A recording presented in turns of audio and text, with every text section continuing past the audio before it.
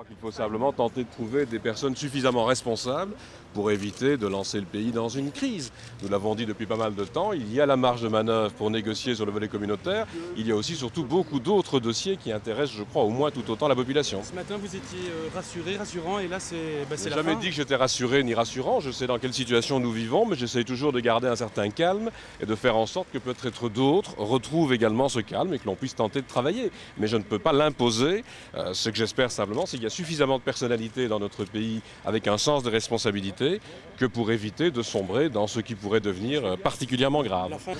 Aujourd'hui, nous constatons qu'un partenaire dans la majorité a fait l'évaluation d'estimer qu'il n'y a pas une volonté assez importante dans le chef des uns et des autres pour en arriver à un accord négocié. Je crois que c'est à ceux qui veulent prouver qu'il y a une volonté de négocier, c'est peut-être à eux de mettre les points sur les i. C'est un constat d'échec, monsieur Michel? On ne peut pas constater qu'il y a un succès lorsque un Premier ministre se rend chez le roi pour des consultations. Le VLD a assumé une responsabilité qui est lourde de mon point de vue. Je ne vais pas faire de grands commentaires et de grandes polémiques sur le sujet, mais je pense que tous nos concitoyens mesurent bien que l'enjeu important, c'est la création d'emplois, ce sont les réponses à la crise économique et sociale, c'est la préparation de la présidence belge de l'Union européenne. Ces derniers mois, le gouvernement avait engrangé des avancées importantes sur ces points-là. Je pense par exemple au contrôle budgétaire. Le VLD a pris des responsabilités qui sont lourdes.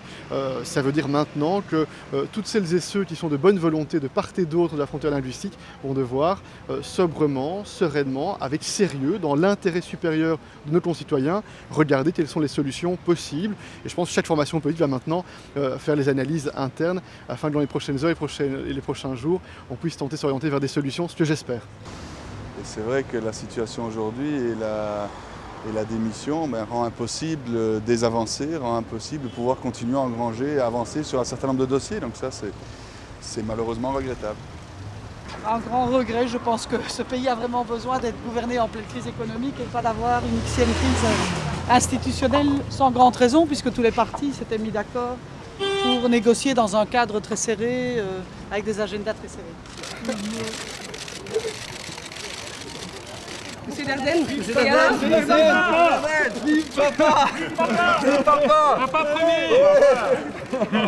Vive papa!